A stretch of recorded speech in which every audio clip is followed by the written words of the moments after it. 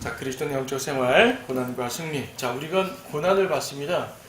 그리스도인들은 고난을 받아요. 세상 사람들도 세상에서 많은 어려움을 당하지만 그리스도인이 당하는 고난은 조금 더 특별합니다. 그리스도인이라는 이유만으로 당하는 고난도 많이 있기 때문입니다.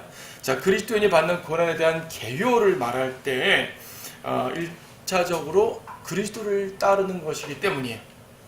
예수님의 십자가를 진다고 하지 않습니까? 예수님은 우리를 위해서 십자가를 지고 가시는데 우리가 고난을 또 당하지 않으면 안 되겠죠. 우리도 동참해야 된다는 사실입니다. 거기에 빌립보서 3장 10절 말씀 보시게 되면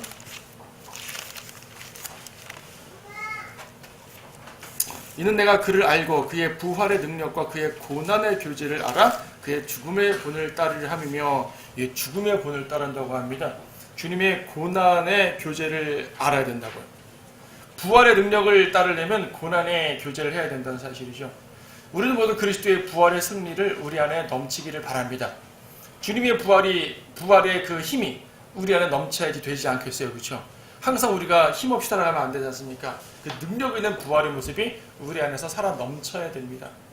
그런데 고난을 경험하는 걸 싫고 부활만 느끼고 산다면 이것도 말이 되지 않죠. 그래서 우리가 부활의 능력을 얻기 원하면 주님과 함께 고난도 당할 수 있는 것이 우리의 온전한 자세가 되어야 됩니다. 이건 우리의 자세예요. 여러분이 실제로 지금 어떤 고난 가운데 있지 않는다 하더라도 이러한 자세를 가지고 나가야 된다는 얘기죠. 이게 자세를 갖고 안 갖고는 참 차이난 일입니다. 고난을 받을 수 있어 라는 자세를 갖고 있으면 내가 당장 고난이 임하더라도 이길 수가 있는데, 자세를 갖추지 않고 있으면요, 현재 고난을 당하지 않으면 기쁘고 고난 당하게 되면 무너지는 것이에요. 그러니까 여러분들 고난 당하는 중에 자세를 갖추기 되게 어렵습니다. 그렇죠? 어느 고난 당하는 형제자매님에게 막 위로한다고 위로가 잘 되질 않아요. 준비 없는 고난 닥치면 힘듭니다. 그때 평상시에 고난이 오지 않을 때에 자세를 갖춰놓게 되면 나에게 어떤 고난이 닥쳤어도 이길 수 있는 능력이 내 안에서 있는 것이죠. 그래서 평상시에 이런 것들을 우리가 자꾸 되뇌이는 것입니다. 같은 빌립보서 1장 29절 말씀 보시게 되면은 그리스도를 위하여 그것이 너희에게 주어진 것은 그를 믿을 뿐만 아니라 그를 위하여 고난도 받게 하려는 것이니, 그를 믿는다면, 주님을 믿는다면 당연히 고난을 받는 것이 옳다라는 사실이죠. 노크로스 노크라운이라는, 즉 십자가 없이는 영광이 없다는 이 전제는요, 모든 사람들이 명언이라고 여기는 이 전제는요, 단순하게 남의 말이 아니라 여러분의 실제가 되어야 합니다. 고린도후서 4장 17절에서는 이 고난이라는 것 자체가 영광으로 나아가는 하나의 과정이라는 식으로 이해를 하고 있습니다. 4장 17절 고린도후서, 이는 우리가 잠시 받는 가벼운 환난이 우리를 위하여 훨씬 뛰어난 영원한 영광의 비중을 이루어가기 때문이라. 철로역장이라고 그래요. 철로역장. 천성을 향해 나아가는 그 믿음의 길이란 말이죠. 영광을 향한 과정이 있습니다. 영광을 향한 과정은 기쁨만 있는 게 아니거든요. 고난이 끝난 다음 영광이 와야지 그걸 정말로 그 영광스러운 멸류관 가운데 기뻐하는 거겠죠. 그래서 여러분이 받는 어떠한 환난과 고난들, 잠시 받는 가벼운 환난이, 그러니까 우리는 실제로 힘든 고난인데 성경은 가벼운 환난이라 말하는 것이죠. 그냥 우리가 앞으로 받을 영광은 너무나 크기 때문에 그에 비하면 작단 말입니다. 이것이 우리 그리스도인들이 당하는 고난에 대한 기본적인 개요고요. 그럼 우리는 왜 고난을 받는 것인가? 가장 첫째적인 이유는요, 죄의 결과입니다. 죄의 결과라고 말하니까 내가 당하는 고난은 다 내가 잘못해서 당하는구나, 내 죄 때문에 고난받는구나, 그런 말이 아니고요. 물론 그런 것도 있지만 제가 지금 말씀드리는 일반적인 것은 뭐냐면 인류의 죄 자체를 말하는 것이에요.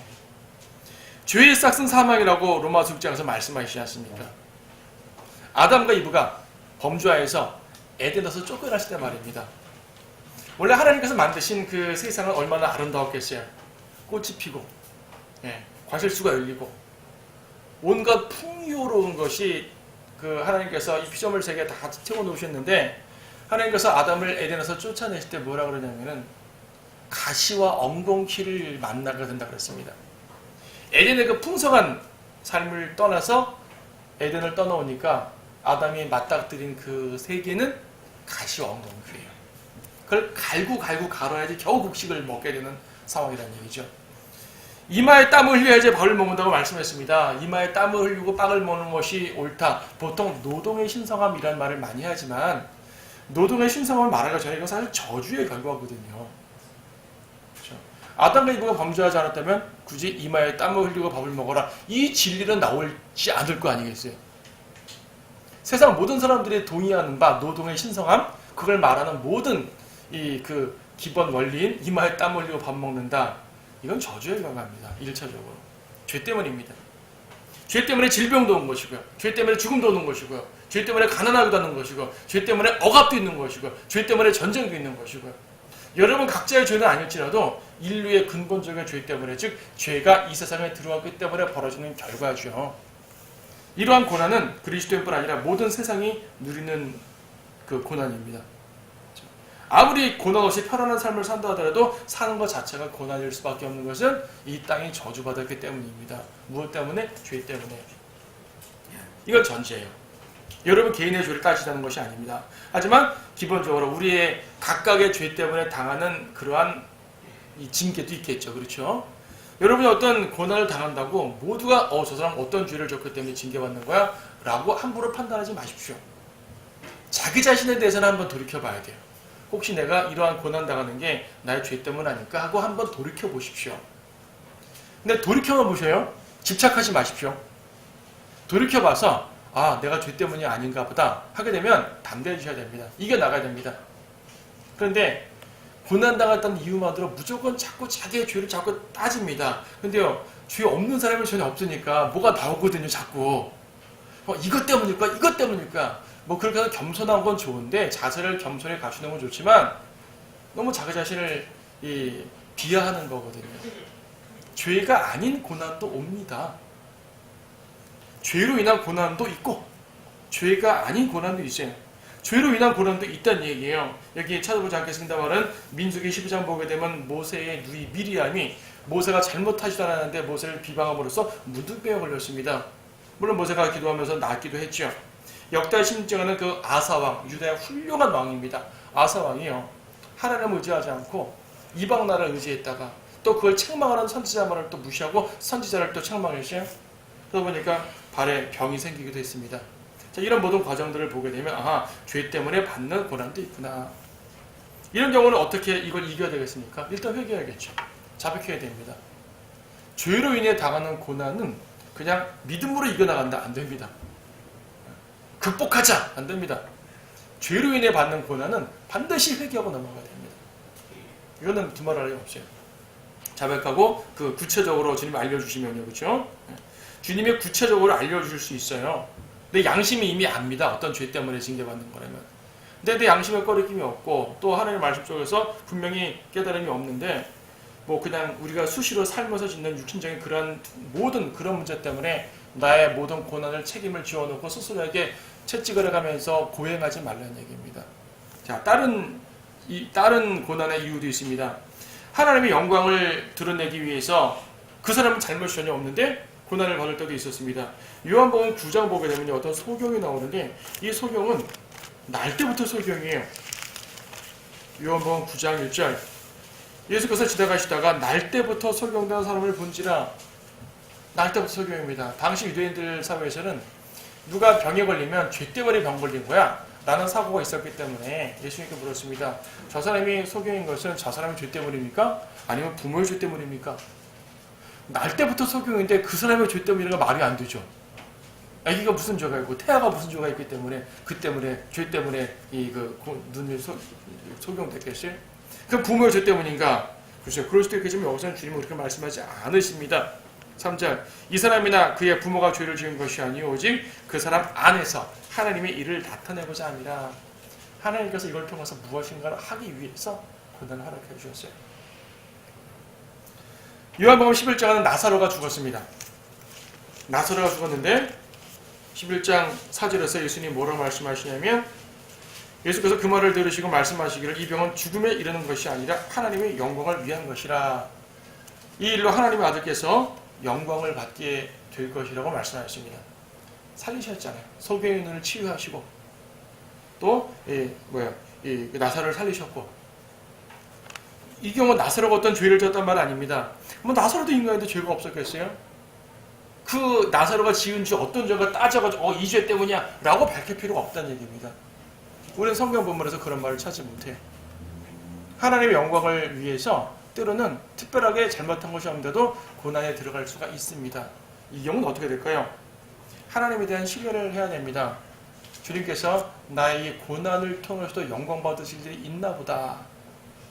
주님, 저는 그것을 알지 못합니다. 하지만 저의 이런 고난을 통해서 영광 받기 원하신다면 이 일을 통해서 이런 치유를 통해 영광 받으시든지 아니면 제 고난 가운데 누군가를 보고 배우게 함으로써 영광 받으시든지 주님의 공의가 드러나든지 나의 고난을 통해 영광 받으시기 원하신다면 네, 한번 드리겠습니다. 라는 마음으로 주님께 헌신을 더욱더 하시는 것이죠. 그럼 주님께서 그 상황을 통해서 역사하시고 또 인도해 주시겠죠. 마귀 역사도 있습니다. 욥기에 보게 되면요. 우리가 한번 욥기 한번 설교 한번 한 적 있죠. 마귀가 나타나가지고 욥이 아무 잘못도 없는데 하나님 욥이 괜히 저렇게 하나님 잘 믿는 줄 아십니까? 하나님의 축복을 주시니까 잘 믿죠. 그래 한번 해봐. 그래서 마귀가 욥을 괴롭히지 않습니까? 재산을 괴롭힙니다. 가족을 괴롭힙니다. 욥이 믿음을 굳게 세우고 쓰러지지 않아요. 하나님의 허락 가운데 욥은 또 사탄은 욥의 이 질병, 육신을 막 치죠. 질병을 합니다. 욕창 같은 그런 질병이죠. 욥이 무슨 잘못을 했어요? 욥의 세 친구들은 와가지고 욥을 위로한답시고 욥 당신이 하나님께 죄를 져서 그랬을 거야. 생각해봐. 죄가 있지? 자백해. 그럼 용서받을 거야. 원리적으로는 틀린 말이 아닌데 욥의 경우는 그것이 아니었다는 말입니다. 욥은 양심상 알아요. 내가 죄 때문에 받는 것이 아닐 것이야. 난 죄진 게 없거든. 라고 말하는 것입니다. 아니 사람이 죄진 게 없다니. 사람 모두 죄인이라고 그랬는데 이렇게 따지지 말자는 얘기죠. 그건 그 사람과 하나님과의 관계입니다. 누군가가 고난받는 것을 볼 때 여러분 함부로 판단하시면 절대로 안 됩니다. 자기 자신에 대해서만 판단하십시오. 다른 형제자매들에게 조언은 줄 수가 있고 그렇죠? 위로는 줄 수가 있고 혹시 지침이 될 수 있기 때문에 하나님의 말씀으로 제신할 수 있지만 정죄하고 책망할 수는 없습니다. 근데 내가 볼 때 분명히 저 사람 죄 있는 걸 안다면 구체적인 죄를 안다면 물론 지적도 해드리고 충고할 수가 있겠죠. 은밀한 것에서 뭘 알 수가 없잖아요. 그 사람과 주님과 관계입니다. 욥은 죄의 결과로 고난을 받은 게 아니었었습니다. 사탄의 전적인 역사였습니다. 사탄의 역사. 물론 하나님께서 허락해 주셨죠. 사탄의 활동도 허락해 주시니까 욥이 아무리 기도한다고 없어지는 것도 아니었었습니다. 하나님이 개입하셔야 됐었어요. 욥기 38장부터 보면 욥기 40장 보게 되면 하나님이 등장하셔가지고 사탄을 제거하시고요. 욥에게 다시 치유를 주십니다. 하나님의 능력을 인정하셔야 됩니다. 나를 괴롭히는 마귀, 내가 대적할 수 없다 이거죠. 하지만 이 마귀를 이길 수 있는 분은 오직 하나님밖에 없다. 하나님의 전능하심을 인정하고 하나님의 능력을 인정해서 전능하신 하나님께서 도와달라고 기도를 하고 신뢰하시는 것이에요. 물론 주님께서 당장 치유해 줄지 좀 늦게 하실지는 주님께 달려 있습니다. 그래서 신뢰하라는 얘기입니다. 기도할 때 당장 들어주시고 이 고난이 당장 없어지면 좋은데 당장 없어지지 않는다. 이때 실족해버리지 않습니까? 그럼 신뢰하는 게 아닙니다. 신뢰라는 것은 나는 기도하되 응답의 시점과 방법은 주님께서 하신다는 것을 내가 기대하는 것이에요. 이게 신뢰입니다. 당장 오늘 응답되지 않아도 주님께서 더 큰 응답을 줄 수 있을 거야 라는 것. 눈에 보이지 않으니까 신뢰하는 얘기죠. 자, 성도라는 이유만으로 좀 중복된 말일 수도 있겠지만 히브리서 12장 보게 되면요. 아들이기 때문에 자녀이기 때문에 고난을 받는다고 말씀하십니다. 히브리서 12장 말씀에서 5절 볼까요? 5절. 또 마치 자녀들에게 했던 것과 같이 너희에게 권면하신 말씀을 잊었으니 곧 내 아들아 주의 징계를 형시하지 말고 책망을 받을 때 낙심하지 말라. 주께서 그의 사랑하시는 자를 징계하시고 그가 받으시는 아들마다 매질하시느니라. 너희가 징계를 견뎌내면 하나님께서는 너희를 아들들로 대우하실 것이니 아버지가 징계하지 않는 아들이 어디 있느냐. 모든 사람들이 참여하는 징계를 너희가 받지 않는다면 너희는 사생하여 친아들이 아니니라. 옆집 아이가 잘못하면 어른으로서 한마디 해줄 수 있지만은 더 큰 징계는 하지 못합니다. 내 아들이 아니니까요.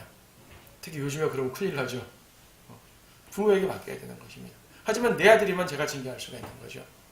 하나님께서요, 하나님의 자녀가 아닌 세상 사람들은요, 징계라기보다는 완전히 심판입니다. 세상의 권선징악의 개념으로 악한 자를 심판할 수도 있고요. 아니면 좀 더 살게 놔뒀다가 지옥의 심판으로 완전히 멸망시키기도 하겠죠. 이건 하나님의 자녀가 아니니까 심판에 버리시는 겁니다. 하지만 하나님의 자녀에 대해서는 어떤 목적으로든지 간에 하나님께서 사랑하는 아들이라는 이유로 징계하시는 것입니다. 회초를 때리시는 거라는 얘기죠. 형벌이 아니라 회초를 때리는 것이에요.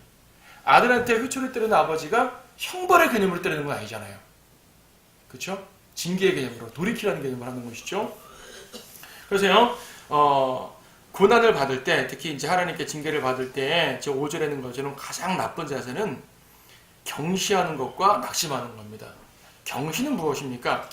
주님께서 나에게 징계를 주셨는데, 이거 별거 아무것도 아니네, 별로 쉽네, 어렵지 않네, 이런 고난 이겨나갈 수 있어. 경시하는 것. 아무리 작은 징계를 주셔도요, 여러분들은 깊은 두려움으로 하나님 앞에 무릎을 꿇어야 됩니다. 주님 정말 제가 잘못했습니다. 그렇죠. 아무리 작은 징계를 주셔도. 징계의 내용이 너무 가볍기 때문에 경시하지 말라는 얘기예요. 하나님을 우습게보는 거라는 얘기죠. 낙심도 안 됩니다. 어떤 분들은 자그마한 책망을 주셨는데도 너무 낙심해요. 주님이 나를 미워하시나 봐. 나는 되는 게 없어. 왜 저 형제님은 잘 되는데 나는 왜 이래? 나는 왜 계속 하는 것마다 다 안 돼? 낙심해버리잖아요.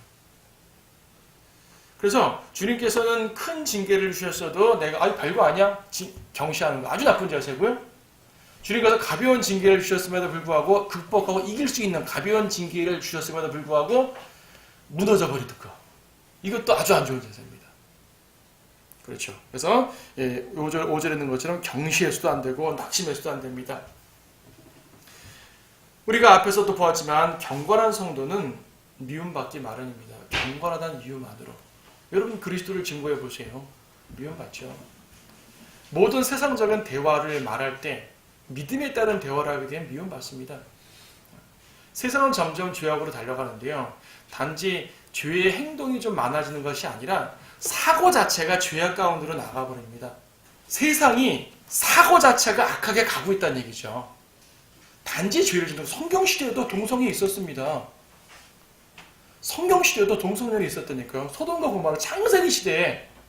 그렇죠. 신명기나 이런 데 보게 되면 이스라엘 가운데 남색하는 자를 죽이라고 그랬습니다. 그 당시도 동성연애가 있었다는 얘기 아니겠어요? 있었습니다. 근데 그때는 모두가 죄로 인정을 했잖아요. 지금은 죄로 인정을 하지 않아요. 생각들이 변해버렸다고요. 자, 이렇게 변해버린 생각 가운데서 여러분들은 변하지 않은 성경적인 사고를 가지고 대화를 합니다. 당연히 여러분들이 입에서 나오는 말들은 세상적인 말이 아니라 성경적 판단에 대한 말이 나오겠죠. 그럼 미움받는 거죠. 왜 너는 우리 세상 흐름에 따라가지 않느냐? 미움받는 것입니다. 굳이 눈에 불을 켜고 싸우지 않아도 미움받게 되어 있어요. 우리의 사고 자체가 그들과 다르기 때문이죠. 경건한 성도는 미움받게 되어 있습니다. 자, 또 주님이 우리에게 성도란 이유만으로 징계하는 또 다른 하나의 이유가 있는데 그것은 고린도 후서 1장 4절 말씀 보시게 되면 1장 4절에서 우리의 모든 환난 가운데서 우리를 위로하시는 분이시라 라고 말씀하시면서 하나님께서 위로하시는 분이라고 말씀하시면서 그러므로 우리 자신이 하나님께 받은 위로로서 어떠한 고난 중에 있는 사람들도 위로할 수 있는 것이라. 하나님 우리에게 고난을 허락하신 이유 중에 하나는 나와 비슷한 고난을 당하는 사람을 위로할 수 있게 하기 위해서예요. 이것도 커다란 이유 중에 하나입니다.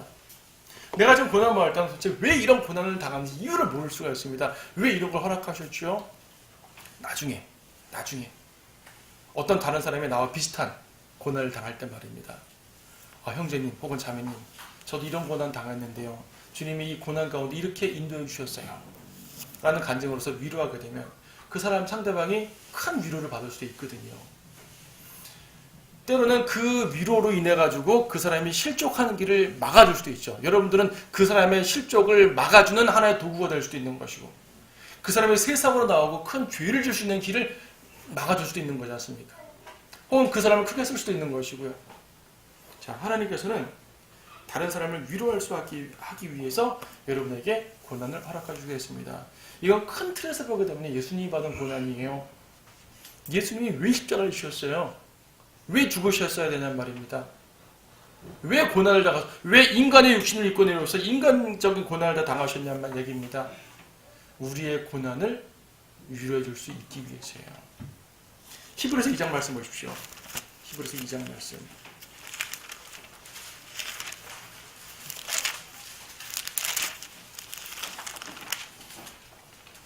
히브리서 2장 18절.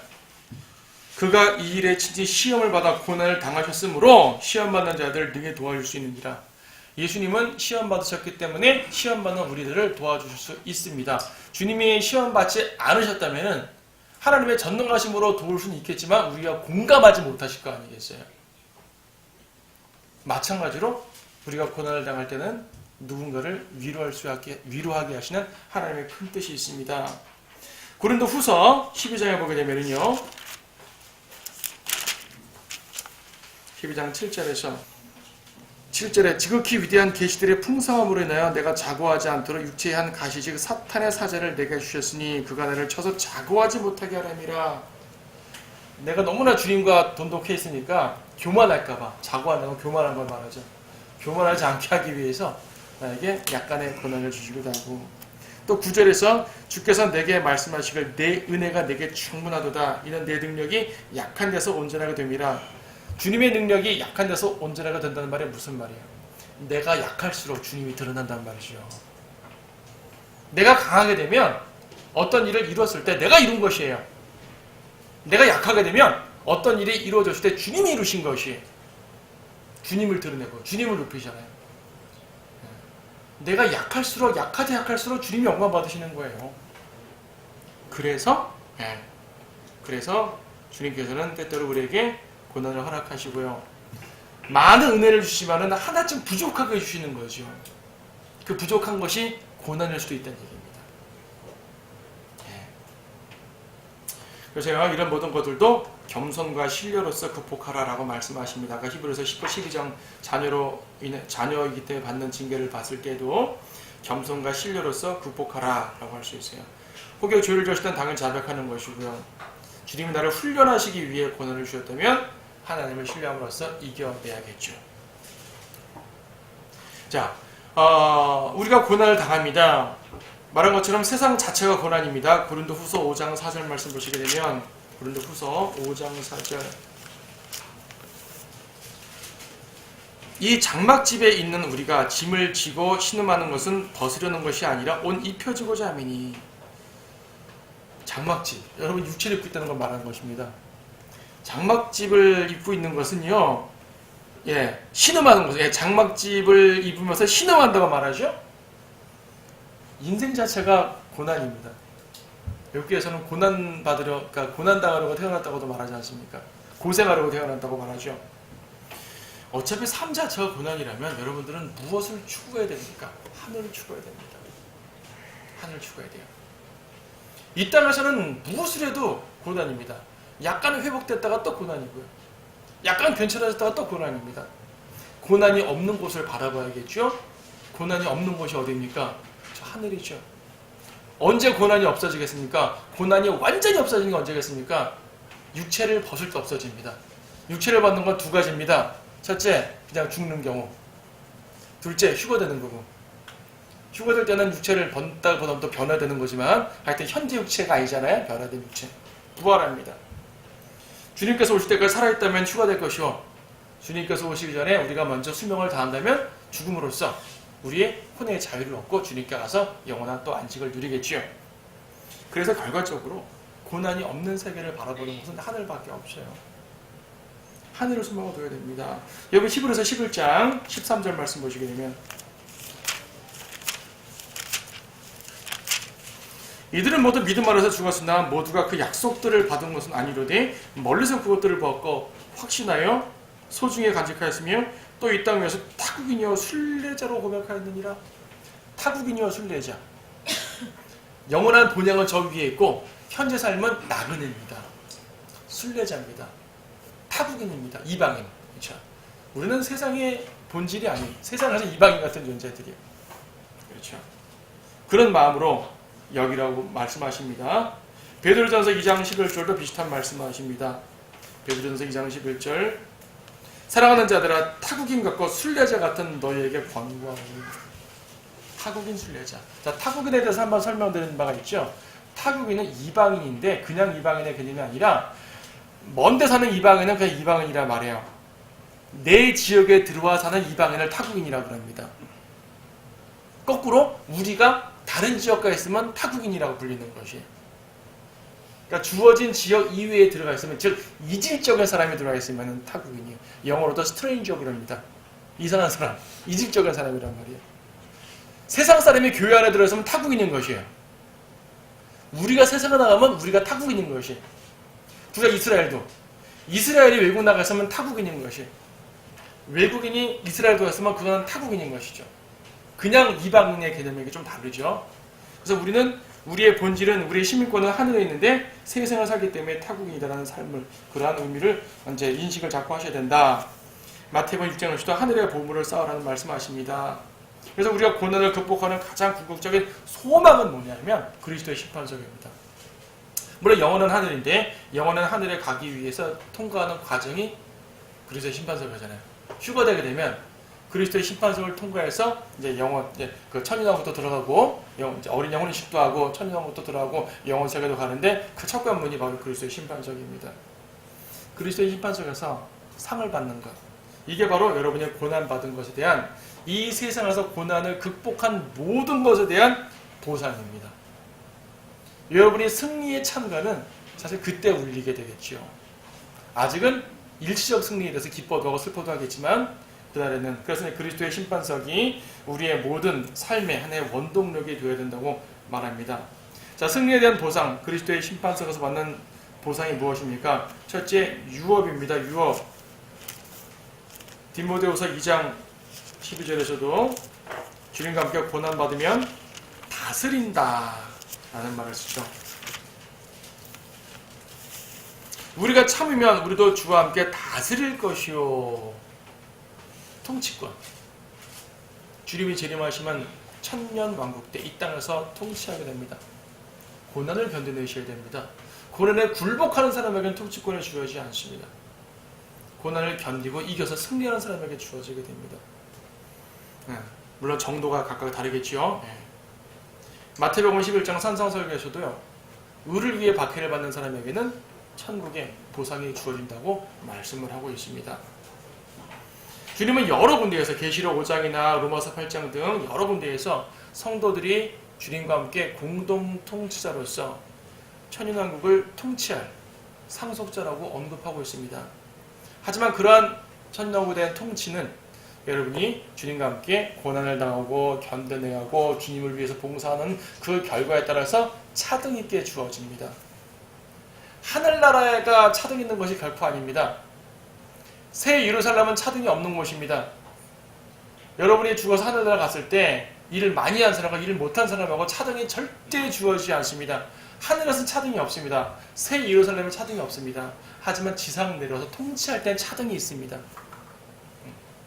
누가복음 19장에서는 예수님이 문화의 비유를 통해서 한 문화를 가지고 10문화를 남긴 사람 10성읍 다스릴 권세를 주시고 문화를 남긴 사람은 5성읍을 다스리게 하시고 차등 있게 하시죠. 거꾸로 우리가 죄짓게 되면 잃어버리고 하겠죠. 면류관들입니다. 이것도 한번 설명드린 거지만 정리를 한번 다시 한번 해보시죠. 우리가 보통 5가지 면류관이란 말 하죠. 그렇죠? 여기 있는 것처럼 생명의 면류관, 의의 면류관, 영광의 면류관, 자랑의 면류관, 썩지 않은 면류관, 5가지 면류관이란 말을 하는 것은 성경에서 면류관이라는 말을 할 때 등장하는 5가지의 내용이 있기 때문에 이렇게 말하는 것이에요. 면류관이 정말 5개밖에 없을까라는 말은 아닐 수도 있습니다. 이런 거죠. 여기 지금 보겠지만 순교자의 면류관, 믿음의 선한 싸움을 싸우는 면류관, 이런 몇 개 있단 말이에요. 근데 우리가 상을 받기 위해서 행하는 여러분의 선한, 주님을 위해 봉사하는 선한 행위들이 요거밖에 없습니까? 예를 들어 형제사랑에 대한 면류관 없잖아요. 그렇죠?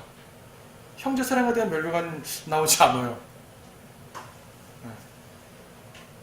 성도들에게 봉사하고 섬기는 것에 대한 면류가 나오지 않아요.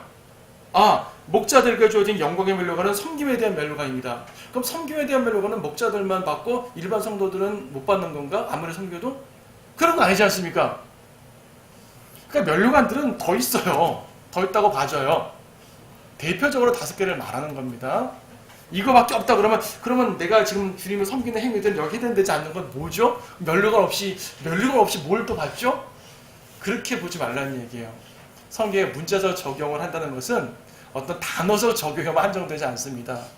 운명의 모든 걸 통해서 우리가 볼 수 있는 것이 주님 우리에게 상을 주신다고 약속하셨기 때문에 여러분의 모든 섬김에 따른 보상을 주실 것입니다. 대표적으로 5개를 말하는 것은 성경에 5개에 대한 이름이 나와 있기 때문일 뿐입니다.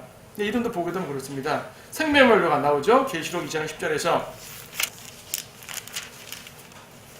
끄트머리 주기까지 신실하라. 그러면 내가 내게 생명의 면류관을 주리라. 야고보서 1장에서는 시련을 견디는 사람들의 생명의 면류관을 준다고 하셨습니다. 순교자입니다. 꼭 순교를 안 왔다 할지라도 순교의 자세로 시험을 이겨내면 생명의 면류관 받습니다. 의의 면류관 디모데후서 4장 8절 재림을 사모하는 자에게 주어진 면류관이라고 보통 말합니다. 근데 재림을 사모한다는 것뿐 아니라 믿음의 선한 싸움이 더 핵심이에요. 사실은 디모데후서 4장 8절 보게 되면 이후로는 나를 위하여 의의 면류관에 마련되어 있어 의로운 재판관이신 주께서 그날의 것을 내게 주실 것이며 또 나뿐만 아니라 그의 나타나심을 사모하는 모든 사람을 주실 것이라. 이 말 때문에 주님의 나타나심을 사모하는 사람, 즉 재림을 사모하는 사람에게 주는 것이 의의 면류관이다 라고 말하는데, 그것도 맞지만 바로 위에 7절을 보니까 내가 선한 싸움을 싸우고 달려갈 길을 맞추어 믿음을 지켰기 때문에 의의 면류관이 주어지는 것이 같은 말이죠. 선한 싸움을 싸운다는 것과 주님의 재림을 사모한다는 것은 다른 말이 아니라 같은 말이라는 얘기예요. 근데 포인트는 어디에 있냐면 사실은 선한 싸움에 포인트가 있다고 봐줘요. 선한 싸움 싸웠으니까 의의 면류관을 주신다. 근데 나뿐 아니라 주님의 재림을 사모하는 사람에게도 주신다는 말입니다. 이 말은 주님의 재림을 사모한다는 말이 말로만 사모하는 것이 아니라 선한 싸움을 싸우는 행위와 연관돼서 주님의 재림을 사모하기 때문에 준다는 말이에요. 왜 재림을 사모하는 게 의의 면류관이죠? 재림과 의가 무슨 상관이 있죠? 재림을 사모하면 왜 의로움의 면류관을 주죠? 아까 생명의 면류관 이해돼요. 순교했으니까. 죽음을 마쳤으니까 생명을 받아야죠. 근데 여기는 재림을 사모하는 것과 의가 무슨 상관이죠? 무슨 말? 선한 싸움이니까 그래요. 선한 싸움이 뭐예요? 예수 그리스도의 의를 위한 싸움이 선한 싸움 아닙니까? 죄와 싸워 나가고, 그렇죠? 복음 전하는 걸 포함해가지고 세상의 모든 악과 불의와 싸워 나가는 것이고요. 내 안에 있는 모든 죄악들을 싸워 나가면서 의를 추구하는 삶, 그리스도의 의를 추구하는 삶, 의로운 행실, 성도의 의로운 행실 있잖아요. 이게 선한 싸움 아니겠어요? 그래서 의의 면류관이 주어지는 것입니다. 그런 사람이 재림을 사모한다는 말이죠. 영광의 면류관, 베드로전서 5장 4절에서 그리하면 목자장에 나타나실 때 너희 시들자는 영광의 면류관을 받으리라. 그리하면 어떠하면 3절에서 하나님께서 맡겨주신 주신 자들 지배를 하지 말고 양무리의 본이 되라. 양무리의 본이 되라. 더러운 이익을 추구하지 말고 신실함으로 양무리를 치면서, 그러니까 전체적으로 목자에 대한 부분 나오죠. 근데 보게 되면 영광의 면류관이라는 말은 주님을 위해서 성도들 위해 낮은 자세로 섬겼으니까 영광스럽게 주님이 봐주시는 거 아니겠어요? 내가 높은 자리에서 다스리면 이미 영광을 얻었기 때문에 영광의 면류관을 줄 이유가 없어요.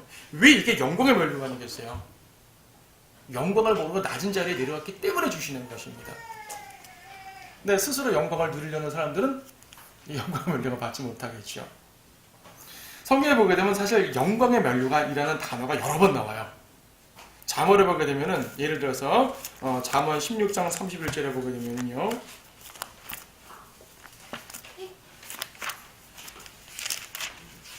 잠언 16장 31절 의의 길에서 얻게 된다면 흰머리는 영광의 면류관이니라. 흰머리는 영광의 면류관이란 말은 무슨 말이에요? 노인들의 백발은 영광의 면류관이란 말이에요.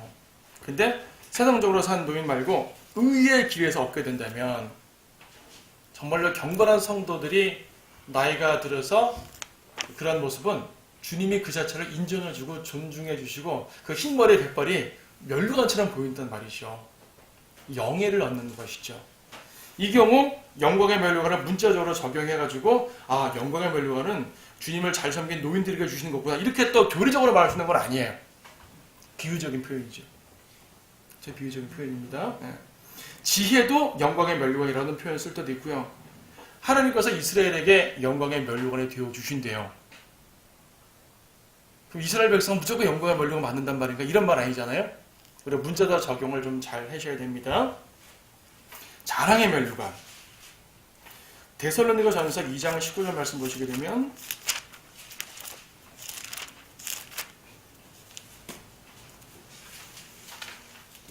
우리의 소망이나 기쁨이나 자랑의 면류관이 무엇이냐? 그거 오실 때 우리 주 예수 그리스도 앞에서 너희가 아니겠느냐? 너희가 아니겠느냐? 사도 바울이 복음 전파해가지고 얻은 열매들이죠. 구원받은 백성들이죠. 구원받은 백성들이 곧 자랑의 면류관이랍니다. 이 구절을 유추해가지고 구원받은 백성들, 복음 전파한 자들, 구령자. 그래서 이제 구령자에게 주어지는 면류관이라고 유추해서 말하지만은 요 문맥 자체는 구령한 그 열매 백성들 하나하나 그들이 곧 나에게 자랑의 면류관이야 라고 말하는 것이죠. 비유적인 표현이죠. 여러분이 누군가를 구령하셨다면 그들이 하늘에 올라갔을 때 그들과 여러분의 면류관으로 계산된다는 얘기입니다. 그래서 이제 구령자가 주어진 것으로 설명이 되는 것 뿐이죠. 빌립보서 4장 1절에서도요. 복음 전파의 열매들을 말합니다. 빌립보서 4장 1절. 그러므로 참으로 사랑하고 사모하는 형제들아 나의 기쁨이여 면류관 드린 나의 참으로 사랑하는 자들아. 사도 바울은 자기의 성도들을 곧 면류관이라고 말했어요. 그런 의미입니다. 면류관. 자, 고린도전서 9장 25절은 좀 특이하죠. 고린도전서 9장 25절.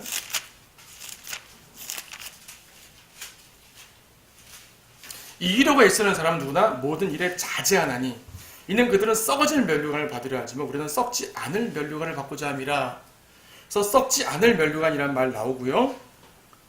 이기려고 애쓰는 사람은 누구나 모든 일에 자제하고 절제하죠. 운동선수, 이제 문맥은 운동선수예요. 운동선수가 이제 상을 받으려면은 절제하는 삶을 살아야 될 거 아니에요. 먹는 것도 이제 조절하고, 그렇죠? 매일 시간 관리해서 운동하고. 그들은 그때 뭘 받았어요? 월계관, 월계수, 로마 시대니까. 그냥 나뭇잎이에요. 나뭇잎 금방 썩어질 건데 그걸 받으려고 그렇게 열심히 뛰었어요. 자기를 관리하면서. 하물며 썩지 않은 면류관을 받을 우리들은 얼마나 더 자신들을 자제해야겠느냐 그 말입니다. 그게 문맥적 말이죠. 썩지 않을 면류관이란 말은 그럼 딴 건 썩는 면류관일까요? 생명의 면류관은 썩고 의의 면류관은 썩고 영광의 면류관은 썩고 자랑의 면류관은 썩고 요것만 썩지 않은 면류관만 안 썩는단 말 아닐 거 아니겠어요? 다 썩지 않는 거죠. 그렇죠? 그리고 모든 일을 자제한다 그러는데 영적으로 어떨 때 자제합니까, 여러분? 복음 전파하기 위해서 내 삶을 자제하죠. 관리하죠. 시간 없어서 시간을 쪼개고 낼 거 아니겠어요? 또 뭡니까? 주님께 경배드리기 위해서 내 삶을 자제하죠. 난 놀러 가고 싶은데 놀러 가지 않고 예배 때 오는 거예요. 그렇죠? 등등 모든 일에 있어서요. 섬김에 있어서 선한 싸움을 싸우면서 특히 선한 싸움을 싸울 때 자기 자신을 자제하지 않고 싸울 수 있을까요? 선한 싸움을 싸우는 것도 자제하면서 싸우는 것이에요. 그것도 썩지 않은 면류관인 거예요, 말하자면. 자기 자신을 절제하고 자제하면서 회사 일 열심히 한다고 면류관 주는 거 아닙니다. 세상 일을 위해 자기 자신을 절제한다고 면류관 주는 것이 아닙니다. 주님의 일을 위해 자제할 때 면류관 주는 거죠, 그렇죠? 그런 모든 면류관이 썩지 않은 면류관인 거예요. 사실 썩지 않은 면류관은 별도의 면류관이라고 보다는 모든 면류관들의 속성을 말하는 것입니다. 다른 거 다 안 썩잖아요. 이것만 안 썩는 거 아니지 않습니까? 그렇죠. 그리고 다른 면류관들은 생명의 면류관, 명칭이요, 고유 명사예요. 생명의 면류관, 의의 면류관, 영광의 면류관, 자랑의 면류관. 근데 썩지 않은 면류관은 고유 명사가 아니에요. 그냥 incorruptible crown이에요. 면류관은 썩지 않는단 말이에요, 그냥. 그렇죠? 그러니까 이제 여러분들이 이제 이런 것들을 볼 때, 그렇게 여러분들이 알고 있는 교리와 달라질 건 아무것도 없어요. 예. 우리는 성경에서 있는 그런 면류관들을 추구하는 것이고요. 모든 일을 당연히 자제하면서 선한 싸움 싸워가야 되는 것이고요. 섬김과 사랑으로서, 사랑과 섬김으로써 성도들을 보살펴야 되는 것이고요. 선한 싸움 싸우면서 제 이름을 사모해야 되는 것이고요. 복음 접해야 되는 것이고요. 그렇죠. 그리고 이런 모든 것들을 이루기 위해서 스스로를 자제하고 절제하고 관리함으로써 주님을 위해 내 생활을 드려야 되는 것이고요. 이 모든 것들은 다 뭡니까? 고난을 이기는 방법 중에 하나입니다. 이런 모든 것들 결과적으로 자제한다는 말이 뭐예요? 고난을 이긴다는 말 아니겠어요? 스스로를 절제한다는 말 아니겠어요? 나간다는 말 아니겠어요? 그래서 여러분, 우리의 주제가 고난과 승리 아닙니까? 단지 면류관을 위해 나간다라고 말하면 좀 피상적일 수 있을 것 같아요. 여러분 살아가는 모든 삶 속에서 닥치는 고난과 어려움들, 그런 어려움들을 주님을 위해서 싸워 나왔을 때 현재에도 승리하는 삶을 살겠지만 이 승리에 대한 보상으로 주어지는 이러한 면류관과 유업들, 이것이 결국 우리가 이제 궁극적으로 쫓아갈 표대라는 얘기입니다. 이 표대는 십자가를 마음에 품은 성도만이 할 수 있습니다. 십자가를 마음에 품고 그리고 주님을 위해서 따라가는 제자의 삶, 오전에 설교드린 것처럼 그 성령 충만함을 말미암아 주님의 능력으로 나아가는 삶, 증거자의 삶, 그런 것이 우리가 승리로서 보상을 받을 줄 믿습니다. 그래서 우리가 모든 생활 속에서 하나님께 영광 돌리는, 그래서 승리할 수 있는 우리 모두가 되기를 바랍니다. 아멘.